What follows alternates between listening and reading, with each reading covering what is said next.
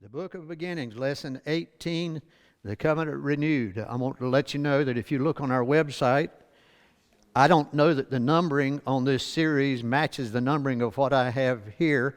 It seemed like they're off a little, and I don't know which one to right and which one to wrong, but I save every one that I do, and the way I counted it, this is supposed to be 18. If I'm wrong, we'll correct it next time. But this is Lesson 18, and we're on the 26th chapter of the book of Genesis. The good news is there's only 50, so we only have 24 more left. So we're getting close. And the title of this was The Covenant Renewed. Last week we talked about the covenant being passed on from Abraham to Isaac, and now the renewing of the covenant and what transpires at this particular time having to do with Isaac. Isaac was the least traveled of Abraham, Isaac, and Jacob. He traveled around the least of any of them. He stayed in pretty much a fairly close area, and we'll talk about some of that tonight. So we're going to start with the 26th chapter, verse 1. It says, there was another famine. So this tells you there's been many famines. There was another famine in the land in addition to the one that had occurred in Abraham's time.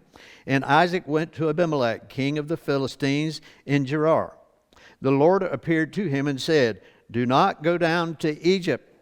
Live in the land that I tell you about. Stay in this land as a foreigner, and I will be with you and bless you. For I will give all these lands to you and your offspring, and I will confirm the oath that I swore to your father Abraham. So with that scripture, I wanted to pull up a map, and we talked about, it talks about there was another famine. You've seen pictures of Israel and Saudi Arabia and around. What does it look like?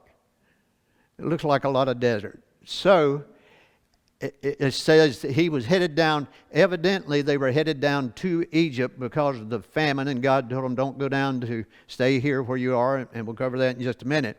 But I want to look at some reasons why this area is prone to famine. This is the area, this says Phoenicia here, but this is the area where Israel is today. This is Mesopotamia, Tigris, Euphrates River, and here's the Nile River up in Egypt. What don't you see in here? You don't see any major rivers in there. The only river running through there that's a major river at all, and it's not a major river, the Jordan River that runs from the Sea of Galilee down to the Dead Sea. And so if you're in here and there's famine, you're going to go up here to find water, or you're going to go down here to find water. Even if you remember in Joseph's time, which we'll cover in the book of Genesis, they had a famine for 7 years of famine. But in Egypt, they've been irrigating, using irrigation for years there, because you have such a major river that runs through there. It's easy to do. And you can see the Tigris and Euphrates is the same thing. But when you get into here, it's kind of a barren area. Now, there are some small rivers that run through here. I didn't mark any of those on there because there's not that much consequence to them. But I wanted to get a picture in your mind of why they would be headed down towards Egypt, because down about here is where Isaac was living at this time. So it's a lot closer for him to go to Egypt than it is for him to go up here to Mesopotamia, to where these rivers are. And to give you an idea of how it is, the Nile River is about 6,850 miles long. Long river. Euphrates River, 1,740 miles long. Tigris River, 1,150 miles long. The Jordan River, 157 miles. What else about them is of interest is the fact that the Nile empties out into the Mediterranean, and the headwaters are way up. Well, it's 6,850 miles up where the headwaters are for the Nile, but it empties into the Mediterranean Sea, and the Tigris and Euphrates empty into the Persian Gulf. The Jordan River comes out of the Sea of Galilee, which is a freshwater big lake, really. They call it the Sea of Galilee, but it's fresh water, where the Mediterranean and the Persian Gulf are salt water, but it runs out into them. There's a major place for them to run. But with the Jordan River, it runs from a freshwater lake, the Sea of Galilee, down to the Dead Sea. And when you get down to the Dead Sea, there's nowhere for it to go, so that's the reason it's so salty. The lake is so salty there is because the water comes in and has nowhere to go, so the minerals keep gathering up there. So for all around the Dead Sea, you can look at all the pictures you want to, there's not anything growing. It can't, because there's nowhere for the water to go. So the salt, all the minerals and everything going to settle there. And I remember seeing pictures from the time I was a kid of people at the Dead Sea, that you'd sit down in the water and you could sit like you were sitting in a chair, because it was so. Don't you know that felt terrible when you got in that water and then got out and it had to feel bad. So with that said, that's just to give you a picture, so you can picture where we are, what we're talking about, and why he's headed in the direction that he was headed, which would be a normal thing for him to do. That's what Abraham did. That's what they did in Joseph's day. Is they headed towards Egypt to find food during the time of famine. Verse 4, I will make your offspring as numerous as the stars of the sky. I will give your offspring all these lands. He said, I'll give your offspring all these lands, and all the nations of the earth will be blessed by your offspring, because Abraham listened to my voice and kept my mandate, my commandments, my statutes, and my instructions. So Isaac settled in Gerar. Isaac went to Abimelech. So who was Abimelech? Right after that it tells you king of the Philistines at Gerar is who Abimelech was. But we've heard that name before. You probably don't remember back a couple of chapters back, so I'll renew our minds a little bit with that. We're in the 26th chapter tonight. This is back in the 20th chapter of the book of Genesis, verse 14. Then it says, Abimelech took sheep and cattle and male and female slaves, gave them to Abraham, and returned his wife Sarah to him. Abimelech said, look, my land is before you. Settle wherever you want. That's what he told him. And he said to Sarah, look, I am giving your brother 1,000 pieces of silver. It is a verification of your honor to all you who are with you. You are fully vindicated. What is he talking about?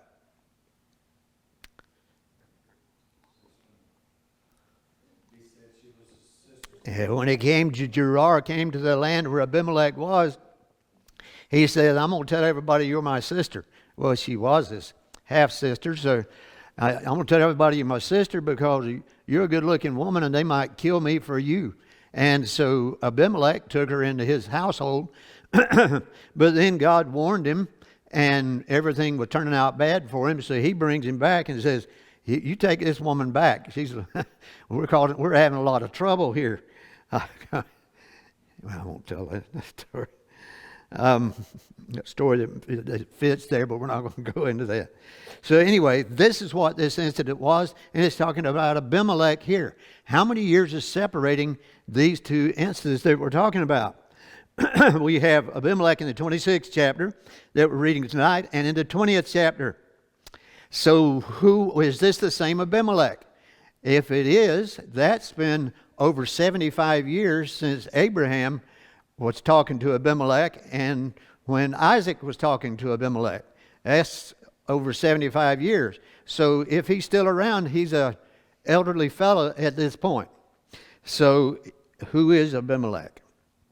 Some think that he's this Abimelech is either the son or grandson of the other Abimelech. Some of them think that Abimelech is a title like Pharaoh or king or emperor or something of that nature. And I put down here, who is right and does it matter? Okay, 26th chapter, the second part of the 26th chapter. And Isaac went to Abimelech, king of the Philistines at Gerar. Genesis 21, the second part of that verse says, while he lived in Gerar, Abraham said about his wife Sarah, so where is Gerar? And is that important? So I've got some maps again. This is, you see Jerusalem and Bethlehem. At the time we're talking about in history, they didn't exist. So this is a newer time. But in red here is Gerar. Over here is Gaza. Does that sound familiar? Well, you have Gaza over here, have Gerar here, and Beersheba is down here. So you see Beersheba, where Abraham lived part of the time, and so did different ones in his family. You see between them is Gerar. And over here to the west is the Dead Sea.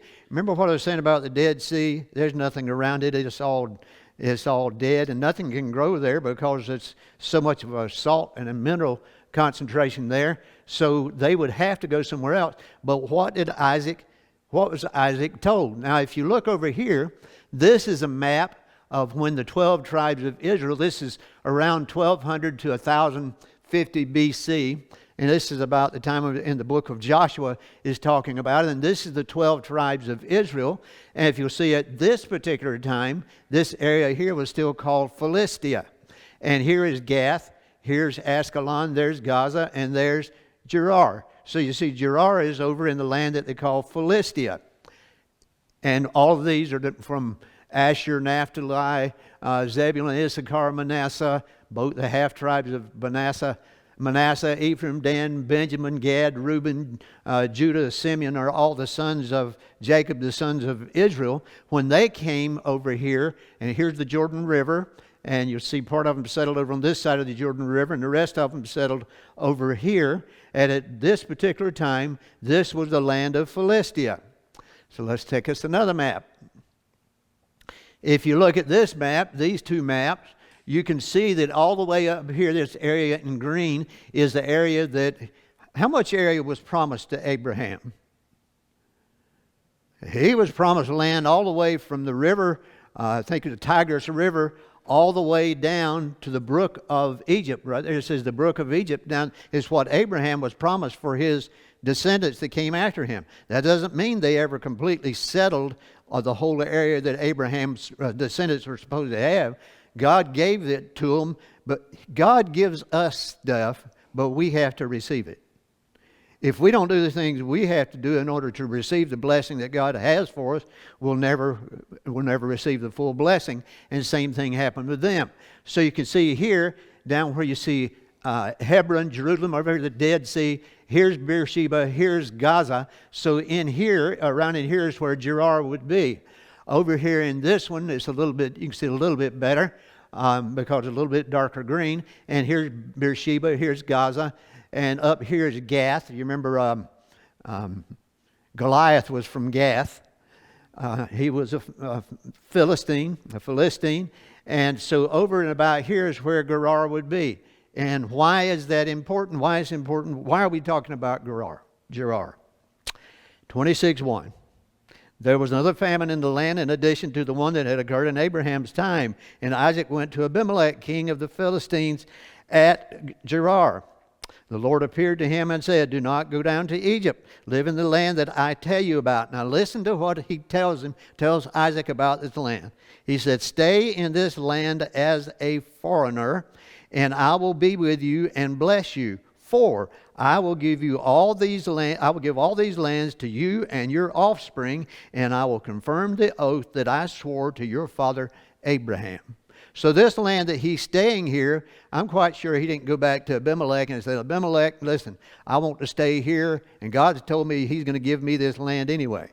That would not be a good idea to tell somebody when you're staying in the land where he is. So I'm quite sure he didn't do that. And the scripture doesn't tell us that he did. So what's important about this is not so much about who Abimelech is. It's important about where the area is. It shows us more in writing down how far down that the promise to Abraham was and the promise to Isaac was. And you'll notice what he was telling him. He's giving him, he's renewing this covenant again and telling him almost identical words that he told to Abraham.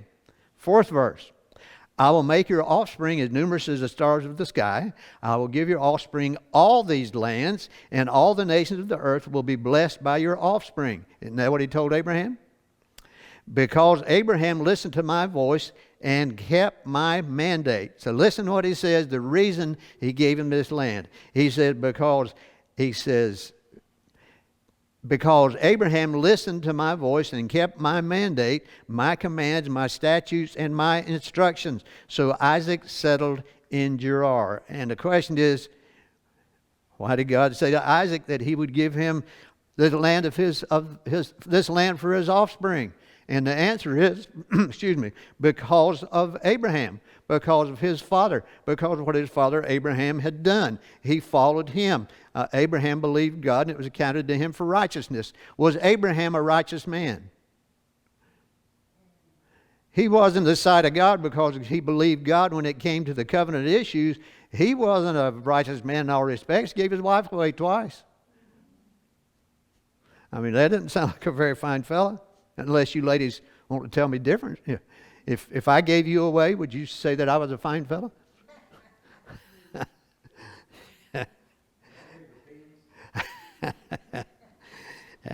So, Genesis 26:4. I will give your offspring all these lands, and all the nations of the earth will be blessed by your offspring. It says all the nations of the earth will be blessed by your offspring. So I have two questions. What does this mean to the Jews, and what does this mean to the Christian?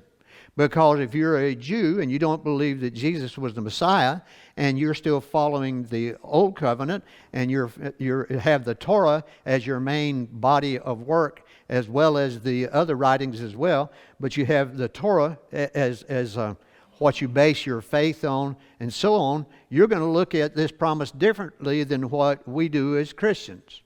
So, I've got a quote from a Jew.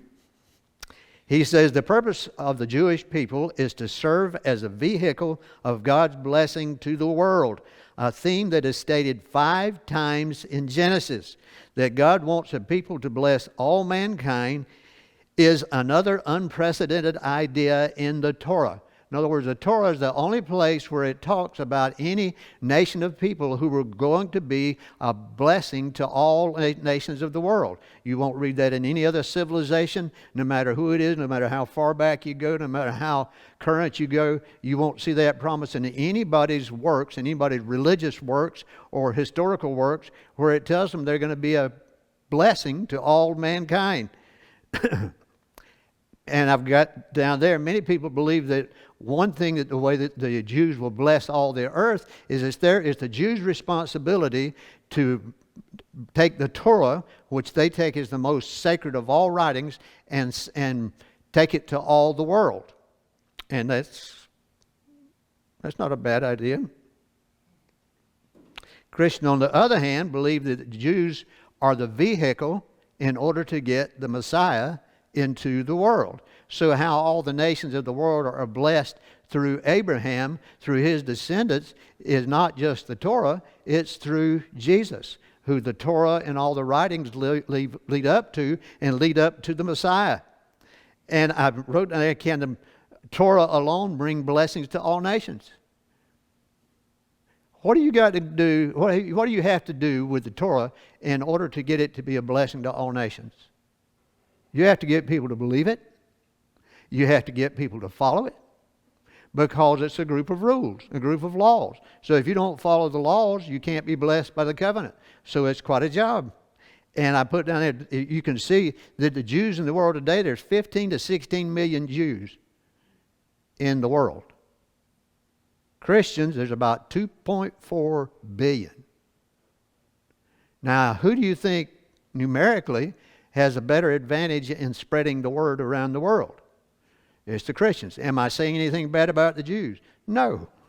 I have great respect for the Jews. If it wasn't for the Jews, we wouldn't be Christians. Jesus wouldn't have come into the world. But we can see that if it was just a fact of them blessing the world through carrying the Torah there, or taking the law there, if that's all it was, they have their work cut out for them. What is there now? 8 billion people in the world, something like that. It's a bunch of people. 2.4 billion of them are Christian. Only 15 to 16 million of them are Jews. Matthew 26:41, it says, stay awake and pray, Jesus talking to them, so that you won't enter into temptation. It says, the spirit is willing, but the flesh is weak. Even if the Jews' flesh wanted to do that, their spirit wanted to do that, their flesh is weak because they're just like us. It's hard for us to do. If it wasn't for the saving grace of Jesus Christ, then none of us have a chance. It was Him that took care of that. Verse 5, because Abraham listened to my voice and kept my mandate, my commands, my statutes, and my instructions. What law book was Abraham following?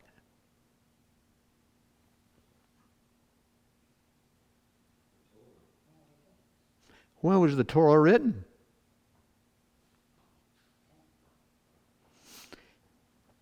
We know the book of Exodus couldn't have been written back then because it hadn't happened.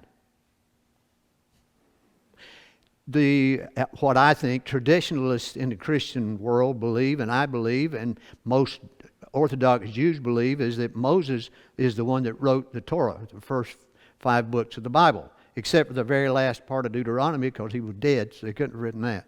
So the last couple of verses he probably didn't write. But so what law book was Abraham? Abraham he believed God and it was counted to him for righteousness, and he didn't have a law book to follow. But yet he was considered a righteous man anyway. He was following God's laws without having to have a book, a set of rules, or anything to go by. So Abraham, you could see what kind of faith it would take on Abraham's part in order for him to do what he did. It's quite amazing.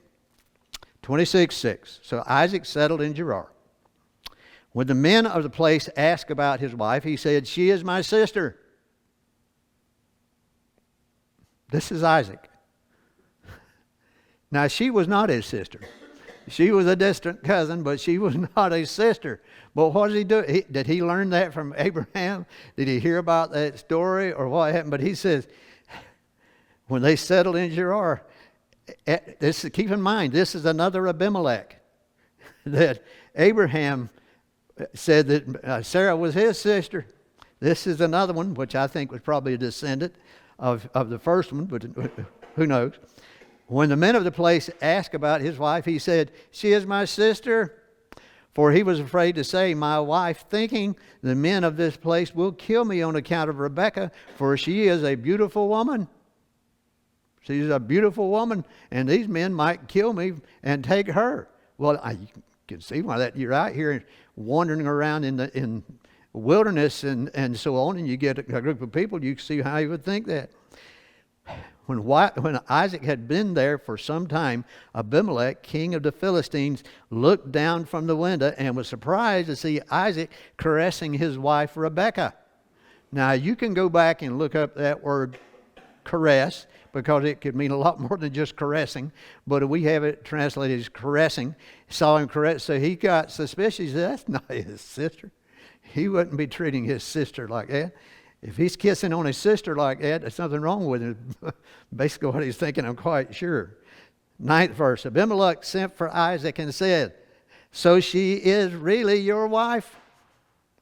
How could you say she is my sister?" Isaac answered him, "Because I thought I might die on account of her." Then Abimelech said, "What is this you've done to us? One of the people could easily have slept with your wife, and you would have brought guilt on us."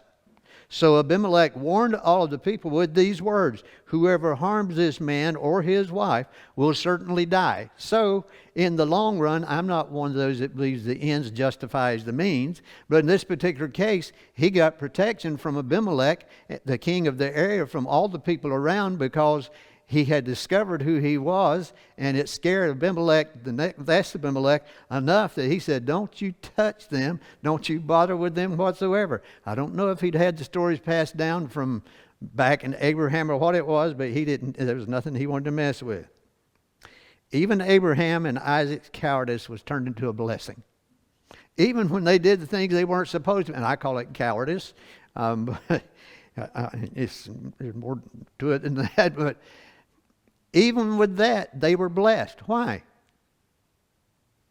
If you do something wrong, do you expect God to bless you for it? Do you expect Him to bless you anyway? And our answer is, well, yes, because our salvation is through Jesus Christ. It's not because I'm good. Now, I do things that are wrong. I can suffer problems from it. It can create problems. But basically, yes, well, the covenant that God made with Abraham protected them even when they acted like they were not very nice men. when they did things they weren't supposed to. Both of them were giving their wives away. That's not good news. Genesis 26:12. Isaac, now I want you to listen, see what happens with Isaac here in the land of Gerar. This is not where he came from. He settled here because Abimelech was there to protect him and so on. He says, Isaac, and God told him not to go down to Egypt, but to settle here. Isaac sowed seed in that land, and in that year he reaped 100 times what was sown. The Lord blessed him, and the man became rich and kept getting richer until he was very wealthy.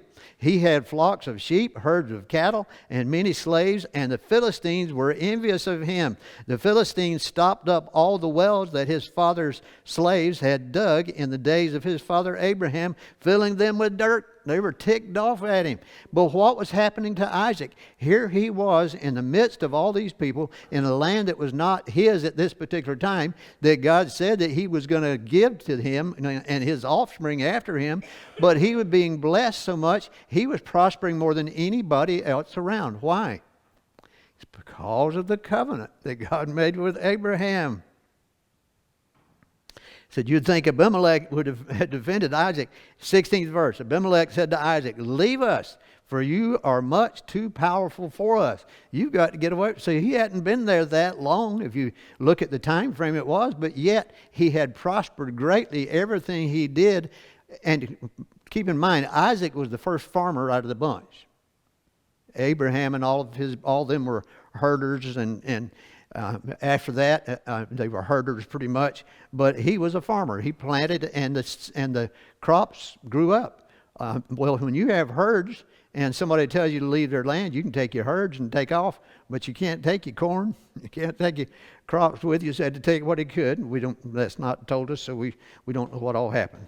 So Isaac left there, camped in the valley of Gerar, and lived there. Isaac reopened the water well that had been dug in the days of his father Abraham, and the Philistines had stopped up after Abraham died. Now in the 19th verse, then Isaac's slaves dug in the valley and found a well of spring water. So here they were, these have been stopped up, so they're digging another one. Found spring water there. But the herdmen of Gerar quarreled with Isaac's herdsmen and said, the water is ours. So he named the well Quarrel, because they quarreled with him. So everywhere he goes, but despite what they do to him, despite how they mistreat him, he still prospers because of the covenant with Abraham. Now that's good news for us, because our covenant through Jesus Christ gets us blessed even when we don't deserve it. From there he went to Beersheba. I showed you that on the map a little earlier, not far down from Gerar. And the Lord appeared to him that night and said, I am the God of your father Abraham. Do not be afraid, for I am with you. Now listen to what he tells him. I will bless you and multiply your offspring because of my servant Abraham. So he built an altar there, called on the name of Yahweh, and pitched his tent there. Isaac's slaves also dug a well there. So everywhere he would go, he'd dig a new well. Now Abimelech came to him from Gerar with Ahuzzath, his advisor, and Phicol, the commander of his army. Isaac said to them, why have you come to me? You hated me and sent me away from you. They replied, we have clearly seen how the Lord has been with you. We think there should be an oath between two parties, between us and you. Let us make a covenant with you. So what he said, Abimelech, no matter what they do, they run him off and he still prospers. Everything he does grows up, and he says, these people are getting powerful. The best thing to do is go down and make a deal with him. Let's make an agreement. Let's make a covenant. If you're the weaker of the two, you'd want to make the covenant more so than the one that's the stronger of the two. And so he was coming down here and asking them, said, let's make us a covenant together. And I'm quite sure Isaac didn't tell him at this time, well, Abimelech, you can do what you want to, because God says I'm going to have your land anyway. I don't think he told him that. He's still smarter than that.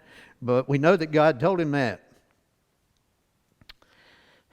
The covenant that God made with Abraham was irrevocable, and no matter how much Abraham, Isaac, Jacob, and all of Abraham's descendants failed in what they were called to, the covenant stood because it was instituted by God that should give us hope.